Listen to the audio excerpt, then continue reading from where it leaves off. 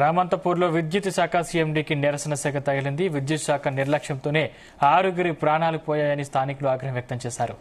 వి want justice, electricity department down down అంటూ నినాదాలు చేశారు. నిర్లక్ష్యంగా వ్యవహరించిన అధికారులపై తగిన చర్యలు తీసుకుంటామని సీఎండీ ముషర్రఫ్ హామీనిచ్చారు.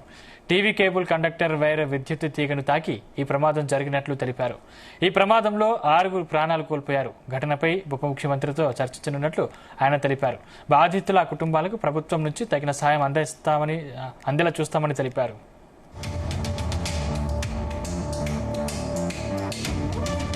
TV cable conductor electrical lines తోని కాంటాక్ట్ లో వచ్చి కింద డాంగ్లింగ్ అవుతున్నప్పుడు ఆ రథం ని తగిలి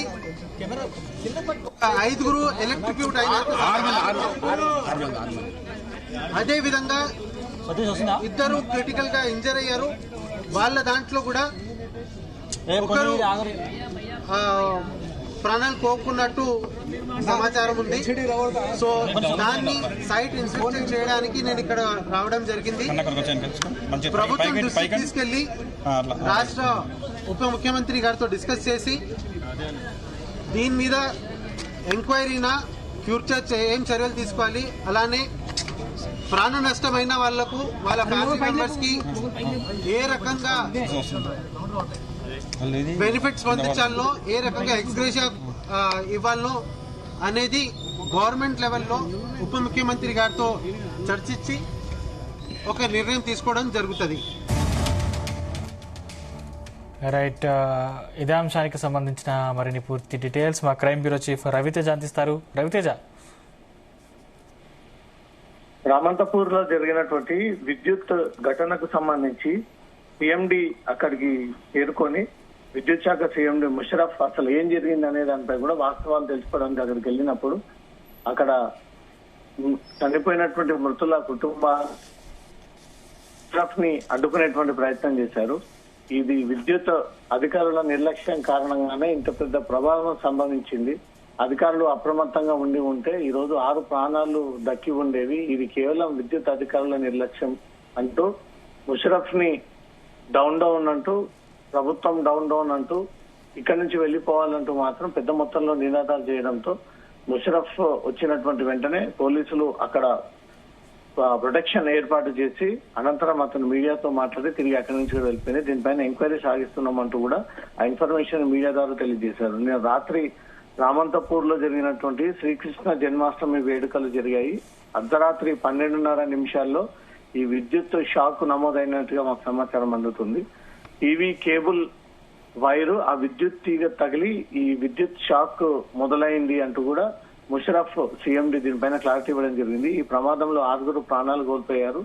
జరిగినటువంటి ఘటనపై ఉప ముఖ్యమంత్రితో ఈ అంశంపైన చర్చిస్తాము. బాధితుల కుటుంబాలకు ప్రభుత్వం నుంచి తగిన సహాయం అందేలా ఎక్స్గ్రేషియా వచ్చే విధంగా కూడా మేము చర్చలు జరుపుతాము. విద్యుత్ షాక్ ప్రమాదం పైన ఎంక్వైరీ వేసి ఇది ఎవరైనా నిర్లక్ష్యం కారణంగా అధికారులు కేర్లెస్ గా ఉన్నట్టయితే డెఫినెట్ గా వారిపైన చర్యలు తీసుకుంటామంటూ కూడా విద్యుత్ శాఖ సీఎండీ ముషర్రఫ్ ఈ విషయాన్ని మీడియా ముందు తెలియజేయడం జరిగింది.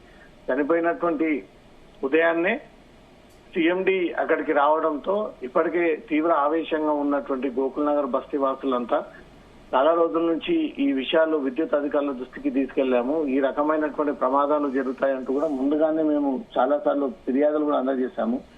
ఈ రోజు ముషర్రఫ్ అక్కడికి చేరుకున్నటువంటి వెంటనే స్థానిక బాధితులంతా కూడా ఈ విద్యుత్ తీగలు చాలా ప్రమాదకర పరిస్థితిలో ఉన్నాయి, అన్ని చోట్ల ఈ రకంగానే ఉన్నాయి, వరుసగా కురుస్తున్నటువంటి వర్షాల పిల్లలు బయటికి వెళ్తే భయపడాల్సినటువంటి పరిస్థితి ఏర్పడింది.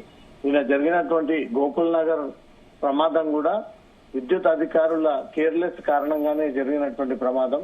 అక్కడ ఆ ట్రాలీ ఆగిపోయి ఉండడము, కొంతమంది భక్తులు ఆ శ్రీకృష్ణుడి విగ్రహాన్ని తోపుకుంటూ వెళ్తున్నటువంటి క్రమంలో పై భాగంలో ఈ విద్యుత్ తీగలు తగిలినటువంటి వెంటనే ఆ ట్రాలీకంతా కూడా ఈ విద్యుత్ షాక్ ఏర్పడము, దాన్ని పట్టుకుని ఉన్నటువంటి భక్తులందరూ కూడా షాక్ కొట్టి ఇమ్మీడియట్ గా అక్కడి నుంచి కూడా ఎగిసి పడ్డటువంటి పరిస్థితి అక్కడ ఏర్పడింది. కొంతమందిని ఉస్మానియా ఆసుపత్రికి, గాంధీ ఆసుపత్రులకి, స్వల్పంగా గాయపడ్డటువంటి వారిని దగ్గరలో ఉన్నటువంటి ప్రైవేట్ ఆసుపత్రికి తరలించారు. ఘటనా స్థలంలోనే 5 చనిపోగా ఇంతకు ముందే ఉస్మానియా ఆసుపత్రిలో చికిత్స పొందుతూ గణేష్ అనే వ్యక్తి చనిపోవడంతో మొత్తం మృతుల సంఖ్య 6కి చేరుకుంది. దీంట్లో ఇంకొంత ముగ్గురు మాత్రం స్వల్ప గాయాలతో వారు ప్రైవేట్ హాస్పిటల్లో ఉన్నట్టుగా తెలుస్తోంది. ఈ 6 చనిపోయినటువంటి కుటుంబ సభ్యులు మాత్రం కన్నూరు మున్నూరుగా తమ బాధను వెలిపిస్తా ఉన్నారు. రోడ్లపైకి వచ్చి తమ ఆందోళన వ్యక్తం చేస్తా ఉన్నారు. కేవలం అధికారుల నిర్లక్ష్యంతో ఈ రోజు 6 ప్రాణాలు సిటీ సెంటర్ లో పోగొట్టుకోవాల్సి వచ్చింది.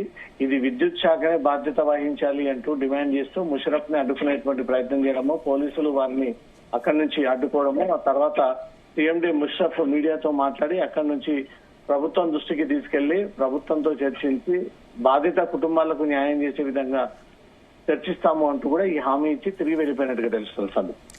Thank you Raviteja. గోకుల్ నగర్ లో మంచి కృష్ణాష్టమి ఆ ఫెస్టివల్ అయిన తర్వాత ఆ రథం వాళ్ళు తీసుకొని వెళ్లే సమయంలో పైన వైరు తగిలిందా లేక వైరు తెగిపోయిందా ఇంకా కరెక్ట్ డీటెయిల్ అయితే మనకు వస్తలేదు. కానీ ప్రత్యేకంగా ఈ ఎలక్ట్రిక్ డిపార్ట్మెంట్ వాళ్ళు దీనిపైన ఎందుకు దృష్టి పెట్టరు? యాక్సిడెంట్ అయిన తర్వాతనే ఎందుకు ఆలోచన చేస్తారు? అంటే ఎవరైనా చనిపోయిన తర్వాతనే మీరు యాక్టివ్ అవుతారా? నేను ముఖ్యమంత్రి గారికి రిక్వెస్ట్ చేస్తున్నా, దాదాపు తెలంగాణ క్షేత్రంలో ఇట్లాంటి ఏరియాలో, ఇట్లాంటి కాలనీస్లో, ఇట్లాంటి బస్తీలో చాలా వరకు కరెంటు వైర్లు ఓపెన్ ఉన్నది. దానికి బంచ్ కేబుల్ వేసే అవసరం ఉన్నది. మళ్ళా ఇట్లాంటి ప్రాబ్లం రాకుండా, ఇట్లాంటి ప్రమాదం జరగకుండా నెక్స్ట్ ఏమి మీ యాక్షన్ ఆఫ్ ప్లాన్ ఏంది? కొద్ది దానిపైన మీరు ప్లాన్ చేయండి.